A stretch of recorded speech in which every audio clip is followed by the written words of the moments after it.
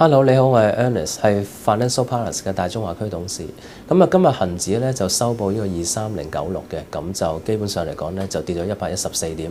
咁啊，全個禮拜埋單計咧，恒生指數咧就跌咗420幾點啊，大約係跌幅1.8%。咁啊，國企指數繼續跑輸大市啦，今日咧就收呢個13168點，跌咗158點嘅。整體嚟講，全個禮拜咧都跌咗326點，跌幅係跌咗2.4%嘅。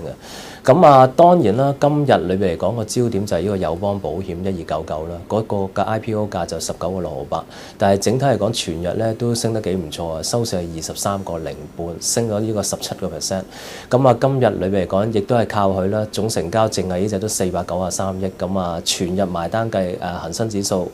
基本上嚟講整體1359億嘅。咁就今日個別嘅市場亞洲區都係表現一般嘅啫，日本、韓國、澳洲、台灣全跌嘅。咁就大陸裏面嚟講咧，就上證都係一般啦嚇，唔係跌好多。咁但係其實基本上嚟講，但係以全個月去計咧，上證指數就升咗12%，係計呢個2007年裏邊嚟講咧最高嗰個嘅單月升幅嚟嘅。咁啊當然啦，其實有個得意啲就係話，即係整體嚟講恒指國企都跌啦，但係滬深相對上個禮拜嚟講咧，其實都好平收嘅，即係都可能講緊都係升1點唔夠。咁就好多嘅大行呢兩日都有出報告，譬如好似瑞信同埋呢個高民都有出報告，就係話睇翻中線一年度嗰個國企指數係上望16500嘅，